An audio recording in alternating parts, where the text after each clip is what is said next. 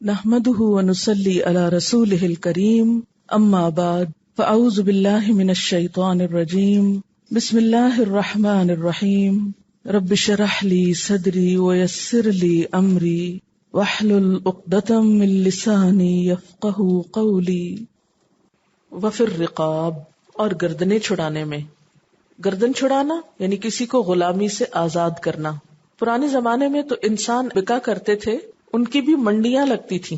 لوگ انسانوں کو جنگوں میں پکڑ لیتے، یا ویسے ہی ایک قبیلہ دوسرے پہ غارت گری کرتا اور ان کے لوگوں کو پکڑ لیتا، پھر ان کو بازاروں میں منڈی لگا کے بیچ دیتا. تو کچھ لوگ کیا کرتے تھے، انہیں خرید خرید کے آزاد کر دیتے تھے، نیکی کا کام سمجھ کر. جاہلیت کے دور میں بھی ایسا ہوتا تھا. اسلام نے آ کر غلامی کو ختم کرنے کی بہت سی کوششیں کی، اور الحمدللہ آج کے دور میں اس طرح کی غلامی تو نہیں رہی کہ انسانوں کو اس طرح بیچا یا خریدا جائے. اس فعل کو حرام قرار دیا گیا. لیکن آج کے دور میں بھی بہت سے لوگ اپنی جائز معاشی ضروریات پوری کرنے کے لیے بسا اوقات قرض لیتے رہتے ہیں، اور جب قرض ادا نہیں کر سکتے تو وہ پکڑ کر جیل میں ڈال دیے جاتے ہیں. تو کوئی بھی ایسا قیدی جو اپنے قرض کی وجہ سے مجبور ہو گیا ہو اور ادا نہ کر پاتا ہو اور اس کے صلے میں اس کی جان پکڑی ہوئی ہو. مثلا آپ نے دیکھا ہوگا کہ بعض جو مزارع ہوتے ہیں یا غریب عوام ہوتے ہیں، وہ بڑے زمینداروں سے قرضہ لے لے کر کھاتے رہتے ہیں، اور پھر اس کے بعد ساری زندگی ان کے ساتھ غلاموں جیسا سلوک ہوتا ہے. وہ کہیں اپنی مرضی سے جا نہیں سکتے، اور ان کو ان کے قرضے کے عوض ان سے ایک طرح سے بگاڑ لی جاتی. تو ایسے لوگوں کی جان آزاد کرانا یا جیل میں یا قید میں ان قیدیوں کو چھڑانا، یہ بھی ایک طرح سے اس حکم کے ضمن میں آ سکتا ہے، یعنی اس سے مشابہ عمل ہے. وَأَقَامَ الصَّلَاةَ، اور نماز قائم کرے، وَآتَى الزَّكَاةَ، اور زکوٰۃ ادا کرے. اب آپ دیکھ رہے ہیں اور حیرت ہوتی ہے نا کہ اللہ تعالیٰ نے ایمان کے فوراً بعد اعمال کی لسٹ بتا دی، حقوق العباد کی فہرست بتائی، اپنے حقوق کی نہیں. نماز کا حکم بعد میں رکھا. اس کا یہ مطلب نہیں کہ نماز اہم نہیں ہے، اس کا مطلب یہ ہے کہ جب بھی ہم نیکی کا کوئی کام اپنے ذہن میں لاتے ہیں یا کسی نیک انسان کا تصور لاتے ہیں تو سب سے پہلے ہمارے ذہن میں کیا آتا ہے؟ فلاں شخص بہت نیک ہے. کیا ذہن میں آتا ہے؟ وہ نماز پڑھتا ہے اور زکوٰۃ دیتا ہے. یا فرمایا نماز اور زکوٰۃ تو فرض ہیں، تو فرض ادا کرنا تو ایک ذمہ داری کی بات ہے. اصل نیکی تو اس کی نیکی ہے کہ جو اللہ کی محبت میں اپنا مال خرچ کرنے والا ہو. نماز پڑھ کے تم کسی پہ احسان نہیں کر رہے. نماز پڑھنا تو ایک فرض کام ہے، لیکن جب فرض سے تم آگے بڑھ کر اب رشتہ داروں کو دینا نیکی ضرور ہے لیکن فرض تو نہیں ہے. اگر کوئی نہیں بھی دینا چاہتا تو ہم یہ نہیں کہہ سکتے گناہ گار ہے، لیکن جو دے اللہ کی محبت میں پھر وہ اللہ کا قرب پاتا ہے. تو یہاں نیکی کا تصور بدل دیا گیا. وہ جو ہمیشہ سے ایک مذہبی طبقے کے اندر لگے بندے ضابطے ہیں نا نیکی کے، یا ایک امیج نیک شخص کا جو صرف ریچولز کی پابندی کرتا ہو، اسے توڑ کر اس سے آگے ایک بہترین انسان کی شکل دکھائی گئی کہ نہیں یہ بھی نیکی ہے، یہ بھی کرنا ہوگا. اور کیا کرنے والے؟ والموفون بعہدہم، نیک تو وہ ہوتے ہیں جو اپنے وعدے پورے کریں. اذا عاہدوا، جب بھی وہ عہد کریں، جب بھی وعدہ کریں اس کو پورا کرنے والے ہوں. قرآن پاک میں اللہ تعالیٰ نے وعدے کی پابندی کے بارے میں متعدد مقامات پر تاکید فرمائی ہے. ایک جگہ پر آتا ہے والذین ھم لاماناتہم وعہدہم راعون. سورۃ المؤمنون کی آیت ہے جس کا مطلب یہ ہے کہ کامیاب مومن تو وہ ہیں جو اپنی امانتوں اور عہد کی نگہداشت کرتے ہیں، ان کی حفاظت کرتے ہیں. سورۃ بنی اسرائیل میں فرمایا وَأَوْفُوا بِالْعَهْدِ إِنَّ الْعَهْدَ كَانَ مَسْئُولًا، وعدے نبھایا کرو کیونکہ وعدوں کے بارے میں پوچھا جائے گا. قیامت کے دن انسان سے جو سوال ہوں گے، جو حساب لیا جائے گا، ان میں سے ایک کیا ہے کہ وعدے کی پابندی کتنی کی، اور وعدے کی پابندی کرنے پر اجر کا وعدہ بھی ہے. وَمَنْ أَوْفَى بِمَا عَاهَدَ عَلَيْهُ اللَّهُ فَسَيُؤْتِيهِ أَجْرًا عَظِيمًا، اور جو وفا کرے اس عہد کو جس پہ اللہ کا نام لیا گیا، یعنی جو اللہ کے نام کے ساتھ کیا گیا، تو عنقریب اللہ تعالیٰ اس کو اس پر اجر عظیم عطا کرے گا. نبی صلی اللہ علیہ وسلم کے بارے میں آتا ہے کہ آپ نے بہت کم کوئی واعظ ایسا دیا یا تقریر ایسی کی کہ جس میں آپ نے یہ نہ فرمایا ہو کہ وہ شخص ایمان سے محروم ہے جو امانت دار نہیں. وہ شخص دین سے خالی ہے جو وعدے کا پابند نہیں. یعنی جب بھی آپ خطبہ دیتے تھے، لوگوں کو کوئی واز کرتے تھے، تو ہمیشہ آپ یہ بات دہرایا کرتے تھے. کم ہی آپ کا کوئی واز اس سے خالی ہوتا تھا کہ اس شخص کا ایمان ہی نہیں جس میں امانت کا پاس نہیں، اور اس کا دین ہی نہیں جس میں عہد کی پاسداری نہیں. پھر عہد توڑنا منافقین کی علامت بتائی گئی. حضرت عبداللہ بن عمرو بن العاص سے روایت ہے کہ نبی صلی اللہ علیہ وسلم نے فرمایا 4 خصلتیں ایسی ہیں جس میں ہوں گی پکا منافق ہے. جس میں ان میں سے کوئی ایک خصلت ہوگی تو اس میں نفاق کی ایک خصلت ہوگی، یہاں تک کہ وہ اسے چھوڑ دے. نمبر 1، جب اس کے پاس امانت رکھوائی جائے تو خیانت کرے، جب بات کرے تو جھوٹ بولے، جب کوئی وعدہ کرے تو وعدہ پورا نہ کرے، جب کسی سے جھگڑے تو خوب لڑے اور بد زبانی کرے. عہد توڑنے کی سزا حدیث میں بہت سخت بتائی گئی ہے. حضرت ابن مسعود سے روایت ہے کہ نبی صلی اللہ علیہ وسلم نے فرمایا قیامت والے دن ہر عہد توڑنے والے کے لیے ایک جھنڈا ہوگا، کہا جائے گا یہ فلاں کی بدعہدی کا نشان ہے. یعنی قیامت کے دن وعدے توڑنے والے جب حشر کے میدان میں کھڑے ہوں گے تو کیا ہوگا؟ ایک جھنڈے کو پکڑ کے کھڑے ہوں گے، اور وہ جھنڈا کس بات کی علامت ہوگا؟ کہ یہ عہد توڑنے والا شخص ہے. کتنی بدنامی اور بے عزتی کی بات ہوگی. حضرت ابو ہریرہ سے روایت ہے کہ نبی صلی اللہ علیہ وسلم نے فرمایا اللہ تعالیٰ نے فرمایا ہے کہ 3 آدمی ایسے ہیں جن سے قیامت والے دن میں خود جھگڑوں گا. ایک وہ آدمی جس نے میرے نام سے وعدہ کیا پھر اسے توڑ دیا. دوسرا وہ آدمی جس نے کسی آزاد آدمی کو بیچ کر اس کی قیمت کھا لی، جیسے لوگ بچے اغوا کر کے ان کو بیچ ڈالتے ہیں، اتنا بڑا جرم ہے یہ. تیسرا وہ آدمی جس نے اجرت پر ایک مزدور حاصل کیا پھر اس سے اپنا کام پورا کرا لیا مگر اس کی اجرت نہ دی. کئی لوگ ایسے ہوتے ہیں نا، پلمبر بلا لیا، الیکٹریشین بلا لیا، کام کرایا اور پھر کہا جاؤ چھٹی کرو، کچھ نہیں دیتے جاؤ. اتنا بھیانک جرم ہے یہ کہ کسی سے کام لے کے پھر اسے اجرت پوری نہ دینا.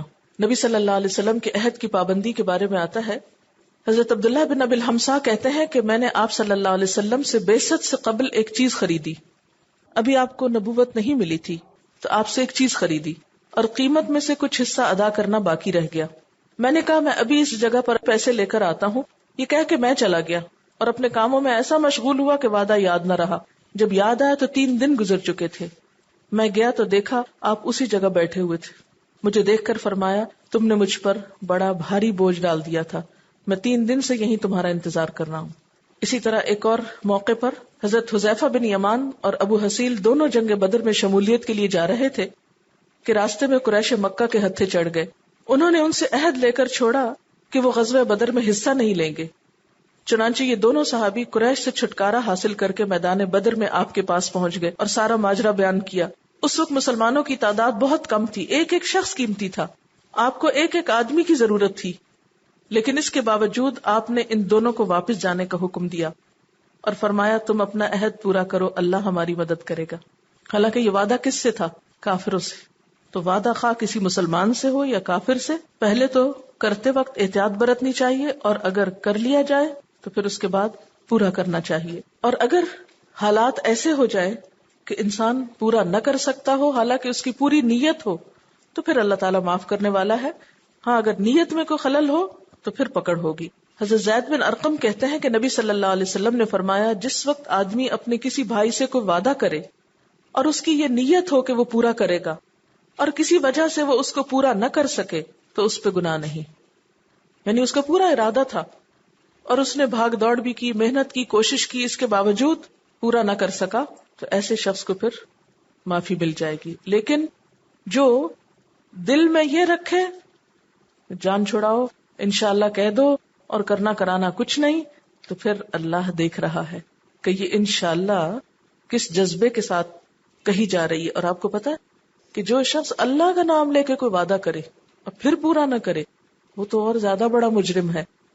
یعنی انشاءاللہ کہہ کے وعدہ نہ پورا کرنا زیادہ بڑا گناہ ہے، یعنی اگر وہ دھوکے پر اور فریب پر مبنی ہو انشاءاللہ. لیکن آج آپ دیکھیں کہ مسلمانوں کی پہچان کیا بن چکی. حتیٰ کہ بعض ایسے لطیفے ہیں کہ نان مسلمز کے سامنے اگر انشاءاللہ کہا جائے تو وہ پریشان ہو جاتے ہیں کہ نہیں یہ بات تو اب ہونے کی نہیں، پھر کام نہیں ہوگا. تو ہمارے جو دین کی علامتیں ہیں یا ہمارے دین کے جو شاعر ہیں، جب تک ان کی پابندی نہیں ہوگی تو نیکی نیکی نہیں ہوگی.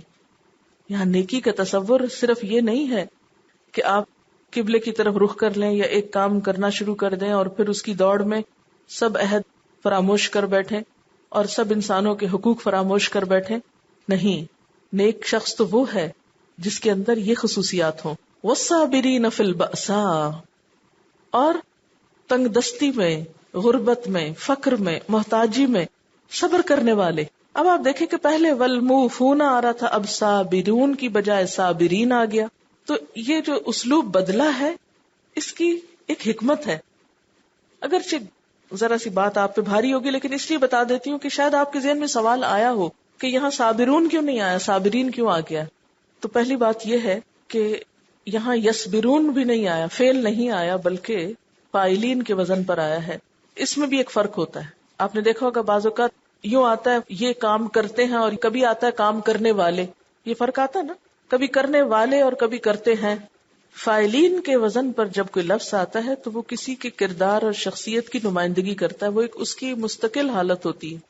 جبکہ فعل کے وزن پر ایک بات آتی ہے تو اس کا مطلب ہے وہ کر رہا ہے. پتہ نہیں آئندہ کرے گا کہ نہیں، لیکن ابھی تو کر رہا ہے. لیکن جب کرنے والے ہو گیا تو اس کا مطلب ہے وہ کرتا رہتا ہے، اس کی شخصیت کا حصہ ہے. تو یہاں پر آپ دیکھیے کہ صابرین جب آ گیا والموفون کے بعد، تو عربی میں جب یہ اسلوب تبدیل ہوتا ہے تو اس سے مراد عزم اور جزم ہے، یعنی کسی کام کا عزم اور جزم یعنی پختگی کی علامت ہے. والصابرین فی البأساء والضراء، اور صبر کرنے والے تنگ دستی میں اور بیماری میں. یعنی ایک شخص ویسے تو کہتا ہے میں اللہ پہ ایمان لاتا ہوں، یوم آخرت پر، مال بھی دیتا ہے اللہ کے راستے میں، غریبوں مسکینوں کا بھی خیال رکھتا ہے، نماز بھی پڑھتا ہے، زکوٰۃ بھی دیتا ہے، وعدے بھی پورے کرتا ہے، لیکن اگر بیمار پڑ جائے تو سارا گھر سر پہ اٹھا لیتا ہے. کھانا نہ ملے تو شور مچا دیتا ہے.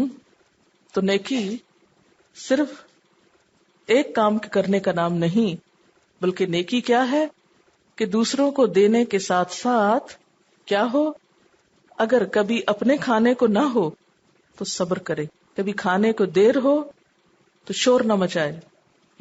یا بسا اوقات ہوتا ہی نہیں، ملتا ہی نہیں. والصابرین فی البأساء، جیب تنگ ہے، حالات تنگ ہے، کوئی رونا دھونا نہیں، کوئی شکوہ شکایت نہیں. اور والضراء، کوئی بیماری ہے، تکلیف ہے، دوسرے سارے صحت مند ہیں، آرام میں ہیں، تو انسان کو بسا اوقات دیکھ کے حسرت ہوتی ہے نا کہ میں کیوں ایسا، میرا ہی رنگ کیوں پیلا ہے، دوسرے اتنے فریش کیوں نظر آتے، یہ بیماری مجھے ہی کیوں آ گئی، اوروں کو کیوں نہیں آئی. اب وہ تو کچھ نہیں سکتا، جو آنی تھی آ گئی، اب کیا کریں گے آپ. نہیں، صبر، کوئی بات نہیں، میرے اللہ کی اس میں رضا، اس کا فیصلہ ہے. کوئی مصیبت نہیں آتی جب تک اس کا اذن نہ ہو. اس نے مجھے چنا اس کے لیے، میں راضی ہوں اس میں شکایت نہیں کروں گی، میں نیکی کے کاموں میں پیچھے نہیں رہوں گی. آپ کو معلوم ہے کہ ایک صحابی تھے، ان کے پاؤں میں تکلیف تھی، تو جنگ میں ایسے لوگوں کو نہیں لے جایا جاتا یا ان کو معذور قرار دیا جاتا ہے کہ وہ معذور ہیں اور ان سے جہاد جو ہے وہ معاف ہے. لیکن بسا اوقات ہم دیکھتے ہیں کہ ایسے صحابی بھی آتے تھے اور نبی صلی اللہ علیہ وسلم سے کہتے تھے ہمیں بھی لے جائے. آپ کہتے کہ میں آپ کو کس طرح لے جاؤں، آپ کے یہ تکلیف ہے. تو کہتے ہم بھی چاہتے ہیں کہ ہم اسی طرح گھسٹتے گھسٹتے جنت میں چلے جائیں، چاہے پاؤں میں تکلیف ہے. اسی طرح حضرت ابن ام مکتوم جو تھے نابینا تھے، جنگ میں جانے کے لیے تڑپتے تھے، تو کہتے تھے میں اور تو کچھ نہیں کر سکتا، میں ایک جگہ جھنڈا پکڑ کے کھڑا رہوں گا، مجھے لے چلیے. تو یہ ہوتا ہے نا صابرین، کہ پھر بھی نیکی کے کاموں میں پیچھے نہیں ہٹنے والے، کرتے رہنے والے. کیونکہ یہ ہو نہیں سکتا کہ زندگی میں حالات ہمیشہ ایک جیسے رہیں، ہمیشہ خوشیاں ہی ہوں، ہمیشہ مرضی کے پسندیدہ حالات ہی ہوں. بہت دفعہ، بلکہ زیادہ دفعہ ایسا ہو سکتا ہے کہ جب حالات فیوریبل نہ ہوں، آپ کی مرضی کے مطابق نہ ہوں، تکلیف دہ حالات ہوں، تو اس وقت صبر. انسان خاص طور پر جب دین کا کام کرتا ہے اور اللہ کے راستے میں نکلتا ہے تو مشکلات کچھ زیادہ آتی ہیں. شیطان کے وسوسے، خاندان والوں کی ہمدردیاں، ادھر کی ادھر کی باتیں، تو انسان سوچتا ہے کہ میں نے کیا رستہ اختیار کر لیا. والصابرین فی البأساء والضراء وحین البأس. اور تکلیفوں کا آخری حصہ یا انتہائی حصہ جنگ ہوتی جو اللہ کے راستے میں ہو، تو اس موقع پر بھی جم کے رہنے والے، میدان جنگ سے بھاگنے والے نہیں. اولئک الذین صدقوا، یہی وہ لوگ ہیں جنہوں نے سچ کہا، اپنے ایمان میں سچے ہیں، اپنے رب کے ساتھ تعلق میں وفادار ہیں. وَأُولَئِكَ هُمُ الْمُتَّقُونَ، اور یہی ہیں متقی. ایسے ہی لوگ تقوی والے ہیں، یہی لوگ بچنے والے ہیں۔ اب یہ دیکھیے کہ دوسرا مقام ہے جہاں متقین کی صفات بیان ہوئی ہیں۔ کچھ صفات تو آپ نے قرآن پاک کے بالکل آغاز میں پڑھی تھی نا، اور ابھی میں نے آپ سے ذکر کیا کہ تقریباً نصف سورۃ البقرہ ہو گئی ہے۔ پہلے حصے میں تو ہمیں کچھ قوموں کے حالات بتائے گئے کہ تمہیں ایسا نہیں کرنا، اب ہمیں مزید پھر تقوی کی علامات بتائی جا رہی ہیں کہ اس کتاب سے فائدہ اٹھانے والے متقی لوگ کیسے ہوتے ہیں۔ متقی کی مزید پرسنالٹی سامنے آئی ہے، نیکی کی اقسام سامنے آئی ہیں۔ نیکی کس چیز کا نام ہے؟ نیک کون ہوتا ہے؟ نیکی کس کی نیکی ہوتی؟ اچھا، ہمارا حال کیا ہے؟ ہم ان کاموں میں سے کوئی ایک کر لیتے ہیں نا تو ہم اپنے آپ کو بڑی چیز سمجھنے لگتے ہیں، ہم تو بہت نیک ہیں۔ جو نماز پڑھ رہا ہے وہ سمجھتا ہے مجھ سے آگے کوئی نہیں، جو سوشل ورک کرتا ہے وہ کہتا ہے نماز کی ضرورت نہیں۔ یعنی ساتھ یہ بھی کرتے ہیں کہ اپنی پسند کا کام لے کے اس پہ جم جاتے ہیں، ایک ہی رخ اختیار کر لیتے ہیں اور باقی سب کو کنڈیم کرنے لگتے ہیں یا اس کو غیر اہم سمجھتے ہیں۔ تو اس طرح کتاب کے بعض حصوں کو مان لیتے ہیں، بعض کا انکار کر دیتے ہیں، یا دین میں خود ہی فرق کر دیتے ہیں، خود ہی لکیریں کھینچ لیتے ہیں، یہ ضروری ہے یہ ضروری نہیں۔ یہاں ایسا نہیں کہا گیا، یہاں کیا بتایا گیا کہ نیکی تو اس کی ہے جو یہ سارے کام کرتا ہو، ان سب کاموں کو اہم سمجھتا ہو۔ اور پھر مذہبی طبقے کی جو نیکی کا ایک محدود سا تصور ہے، بس نماز پڑھ لو، روزہ رکھ لو، زکوٰۃ دے دو، اللہ اللہ خیر سر، اور مزید کیا کر لو، حجاب پہن لو، بس اب تو پاک بیویاں ہو گئے، اور بھول جاؤ رشتہ داروں کو، بھول جاؤ یتیموں مسکینوں کو، اور وعدے چاہو تو وفا کرو، چاہو تو چھوڑ دو، اور صبر اس کی کیا ضرورت ہے؟ نہیں، نیک وہ ہوتا ہے جو یہ سب کام کرتا ہو۔ اور پھر آپ دیکھیے کہ یہاں آپ نے غور کیا، زکوٰۃ بعد میں آئی ہے، مال خرچ کرنا پہلے آیا ہے۔ اس سے کیا بات پتہ چلتی کہ زکوٰۃ تو کسی کسی پہ فرض ہے نا، لیکن زکوٰۃ کے علاوہ بھی مال خرچ کرنا چاہیے اللہ کے راستے میں۔ جی، پھر تصویر بنی ذہن میں۔ مجھے تو ایسے لگا کہ ایک شخص نے ایمان قبول کیا اور ابھی نماز کا وقت نہیں آیا تو اس نے پوچھا اچھا مجھے کیا کرنا ہوگا مسلمان بننے کے بعد؟ دیکھیں نا، ایک شخص مسلمان بنتا ہے اور مثلا رات کو بنتا ہے تو فجر کی نماز تک بہت سارا ٹائم ہے ابھی اس کے پاس، یا سویرے بنتا ہے تو ظہر کی نماز تک بہت سارا ٹائم ہے، تو اتنی دیر میں وہ ہاتھ پہ ہاتھ رکھ کے بیٹھے گا نہیں۔ زکوٰۃ تو سال کے بعد ابھی اس پہ فرض ہوگی۔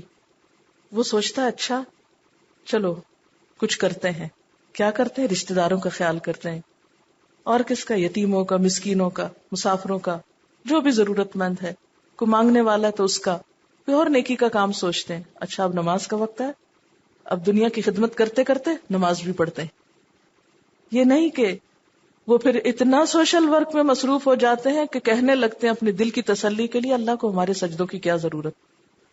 ایسا نہیں کہتے، جب اللہ تعالیٰ بلاتے ہیں حی علی الصلاۃ حی علی الفلاح تو یہ کام چھوڑ کر نماز کی طرف آ جاتے ہیں۔ سال پورا ہوتا ہے تو زکوٰۃ ادا کرتے ہیں، اور پھر انہیں یاد آتا او فلاں سے وعدہ کیا ہوا تھا وہ بھی نبھانا ہے، اس پہ چل پڑتے ہیں۔ یا ایھا الذین آمنوا، اے لوگو جو ایمان لائے ہو، کتبا لکھ دیا گیا، علیکم تم پر، کیا لکھ دیا گیا؟ القصاص، بدلہ لینا۔ قصاص کا لفظ جو ہے قاف صاد صاد سے ہے، قصہ یقص، قصہ اسی سے ہے، قصہ بیان کرنا یا قصہ گوئی۔ اس کا لفظی معنی ہوتا ہے پیچھا کرنا، نقش قدم پر چلنا۔ قصے کو بھی قصہ کیوں کہا جاتا ہے؟ کیونکہ قصہ بیان کرنے والا بھی جس کا قصہ بیان کرتا ہے اس کے نقش قدم پہ چل رہا ہوتا ہے، اس کے پیچھے پیچھے جا رہا ہوتا ہے، اس کے حالات کو فالو کر رہا ہوتا ہے۔ تو قصاص کیا ہے؟ وہ سزا جس میں مجرم کے ساتھ وہی معاملہ کیا جائے جس کا اس نے ارتکاب کیا ہے، یعنی جو کچھ اس نے کیا ہے وہی اس کے ساتھ کیا جائے۔ مثلا اگر اس نے کسی کی جان لی ہے تو اس کی بھی جان لی جائے، اگر اس نے کسی کی ہڈی توڑی ہے تو اس کی ہڈی توڑی جائے، اگر کسی کی آنکھ نکالی ہے تو آنکھ نکالی جائے۔ تو قصاص کیا ہوتا ہے؟ وہ سزا جو کسی مجرم کو اس طرح دی جاتی ہے جیسا اس نے کسی کے ساتھ کی، تو برابری اور مساوات آ گئی نا اس میں۔ تو قصاص کا کیا معنی ہے پھر؟ یعنی پیچھا کرنا۔ تو مجرم کا پیچھا کرنا اور اس کے ساتھ وہی کچھ کرنا جو اس نے کسی کے ساتھ کیا ہو۔ فی القتلہ، قتلہ جو ہے قاف تے لام سے ہے، قتیل کی جمع ہے۔ قتیل بمعنی مقتول، مذکر مؤنث دونوں کے لیے استعمال ہوتا ہے، یعنی اس میں عورتیں مرد سب شامل ہیں مقتولوں میں۔ الحر آزاد، ہے رے رے حر، حریت اردو میں استعمال ہوتا ہے۔ الحر بالحر والعبد بالعبد، آزاد بدلے آزاد کے، غلام بدلے غلام کے، والانثى بالانثى، عورت بدلے عورت کے. فمن عفی لہ من اخیہ شیء، تو جو کوئی کہ معاف کر دیا گیا اس کے لیے، عفیہ عفو درگزر سے، من اخیہ اس کے بھائی کی طرف سے یعنی مقتول کے وارث کی طرف سے، شیء کچھ بھی، فاتباع تو پیروی کی جائے، بالمعروف بھلے طریقے سے. معروف کا روٹ کیا ہے؟ عین رے فے، عرف.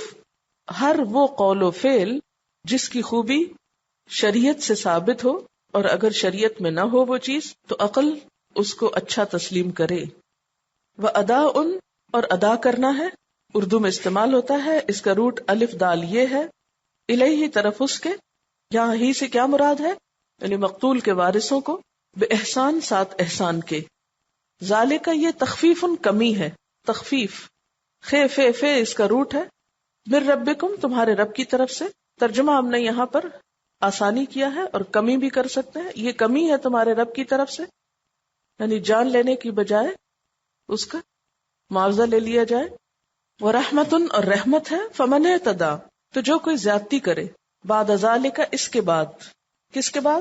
معاوضہ لینے کے بعد، فلہ عذاب علیم تو اس کے لیے دردناک عذاب ہے. ولکم اور تمہارے لیے فی القصاص بدلہ لینے میں حیات زندگی ہے. یا اولی الالباب اے عقل والو، لعلکم تاکہ تم تتقون بچ جاؤ، کس سے؟ برے انجام سے. الباب جو ہے لب سے ہے، لام بے بے لب. آپ نے اردو میں پڑھا ہوگا لب لباب. کیا معنی ہوتا ہے لب لباب کا؟ نچوڑ، خلاصہ. تو کسی بھی چیز کا نچوڑ یا کنکلوژن یا خلاصہ اس کا اہم ترین حصہ ہوتا ہے. تو بالکل اسی طرح دماغ انسان کے پورے جسم کا اہم ترین حصہ ہے یا خلاصہ ہے، اور سارے جسم کا کنٹرول کس کے پاس ہے؟ دماغ کے پاس. تو پھر اس سے مراد کیا ہے؟ عقل والے. اے عقل والو، اے فہم والو، لعلکم تتقون تاکہ تم بچ جاؤ. تفسیر، یا ایھا الذین آمنو اے لوگو جو ایمان لائے ہو، کتب علیکم القصاص تم پر قصاص لکھ دیا گیا، فرض کیا گیا، فی القتلى مقتولوں کے بارے میں. قصاص کیا چیز ہے؟ قاف صاد صاد سے ہے، جس کے اصل معنی ہے کسی کے پیچھے اس کے نقش قدم کے ساتھ ساتھ چلنا. اسی سے قصے کو قصہ کہا جاتا ہے، کیونکہ جس کا قصہ بیان کیا جا رہا ہوتا ہے تو قصہ بیان کرنے والا اس کے قدم بقدم چل رہا ہوتا ہے. تو یہی سے قصاص کا لفظ نکلا کہ قاتل کا کھوج لگانے کے لیے کیا کیا جاتا ہے؟ اس کے قدموں کے نشان، اس کے فنگر پرنٹس، اس سے تفتیش شروع ہوتی ہے. اس کا کھوج لگانے کے لیے اس کا پیچھا کیا جاتا ہے. پھر اسی طرح قصاص اس سزا کو کہا جاتا ہے جس میں مجرم کے ساتھ وہی معاملہ کیا جاتا ہے جو اس نے دوسرے انسان کے ساتھ کیا ہو. قصاص کی دو شکلیں ہوتی ہیں، ایک تو جان کے بدلے جان، یا عضو کے بدلے عضو، یا زخم کے بدلے زخم، اور دوسری صورت جان نہیں لینا، عضو نہیں لینا، بلکہ اس کے بدلے میں مال لے لینا. اس کو دیت کہتے ہیں. آپ نے یہ دونوں لفظ ساتھ ساتھ سنے ہوں گے، قصاص اور دیت. قصاص کب واجب ہوتا ہے؟ نمبر 1 قتل کرنے کی صورت میں، نمبر 2 کسی کا کوئی آرگن ضائع کرنے کی صورت میں. مثلا کسی کا دانت توڑ دیا تو ایسی صورت میں کیا ہوگا؟ جس نے دانت توڑا اس کا دانت توڑا جائے گا. اسی طرح اگر اس نے جان لی ہے تو اس کی بھی جان لی جائے گی. اور تیسری صورت کیا ہے؟ زخم لگانا.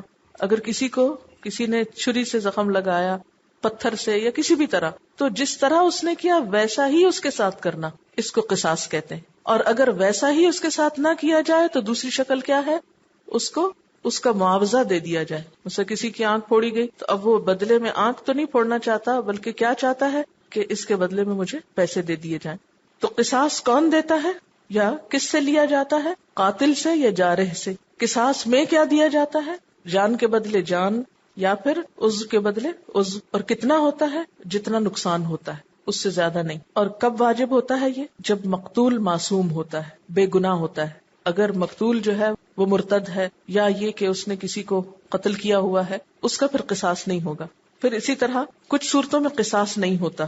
مثلا اگر قاتل مسلمان ہو اور مقتول کافر ہو تو حدیث میں آتا ہے لا یقتل مسلم بکافر، مسلم کو کافر کے بدلے میں قتل نہیں کیا جاتا. اسی طرح قاتل آزاد ہو اور مقتول غلام ہو تو اس کے بارے میں آتا ہے لا یقتل حر بعبد، یعنی اگر قاتل آزاد ہے اور مقتول غلام ہے تو اس صورت میں قصاص نہیں ہوگا. اسی طرح بعض صورتوں میں قصاص مؤخر بھی ہو جاتا ہے، پوسٹ پون کر دیا جاتا ہے.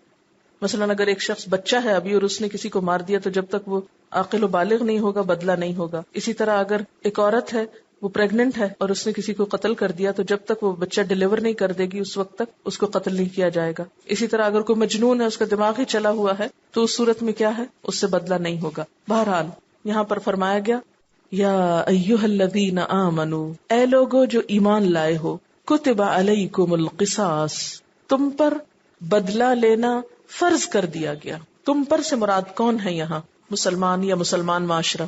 تو معاشرے پر یہ ذمہ داری کیوں ڈالی گئی؟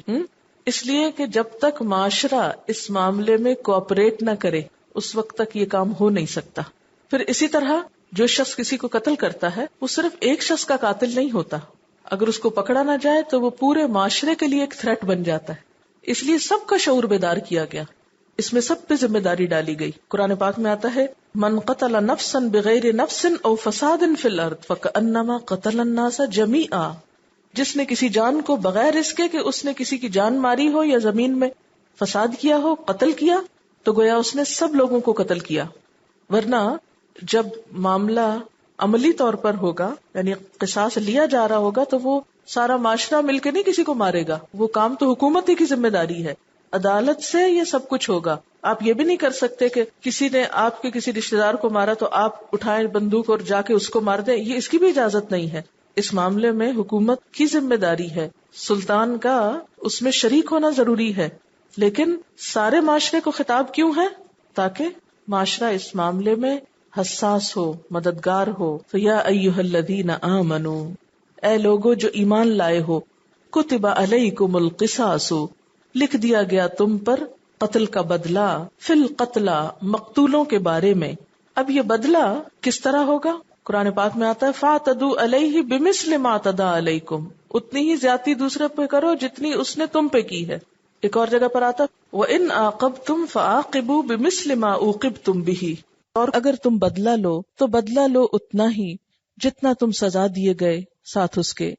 لیکن اس کے ساتھ ساتھ یہ بھی یاد رکھیے کہ نبی صلی اللہ علیہ وسلم نے اس بات کا اختیار بھی دیا کہ ضروری نہیں قتل کے بدلے میں قتل ہی کیا جائے. مقتول کے وارثوں کو حق ہے کہ وہ چاہیں تو قاتل کو معاف کر دیں، چاہیں تو اس کے خون کا معاوضہ لے لے. ٹھیک ہے، تو اب کیا ہوگا اصول؟ الحر بالحر، آزاد کے بدلے آزاد. یعنی اگر آزاد آدمی نے قتل کیا ہو تو اس آزاد ہی سے بدلہ لیا جائے گا. والعبد بالعبد، غلام قاتل ہو تو غلام ہی کو مارا جائے گا. والانثى بالانثى، عورت قاتل ہو تو عورت سے ہی بدلہ لیا جائے گا. ابن کثیر نے ایک روایت نقل کی ہے کہ زمانہ اسلام سے کچھ پہلے 2 عرب قبائل میں جنگ ہو گئی. طرفین کے بہت سے آدمی، غلام، مرد، عورتیں قتل ہو گئے. ابھی ان کے معاملے کا تصفیہ نہیں ہونے پایا تھا کہ زمانہ اسلام شروع ہو گیا اور یہ دونوں قبائل اسلام میں داخل ہو گئے. اسلام لانے کے بعد اپنے اپنے مقتولوں کے قصاص لینے کی گفتگو شروع ہوئی. تو ایک قبیلہ جو شان و شوکت والا تھا اس نے کہا ہم اس وقت تک راضی نہ ہوں گے جب تک ہمارے غلام کے بدلے میں تمہارا آزاد آدمی اور عورت کے بدلے میں مرد نہ قتل کیا جائے. تو اس پہ اسلام نے کیا کہا؟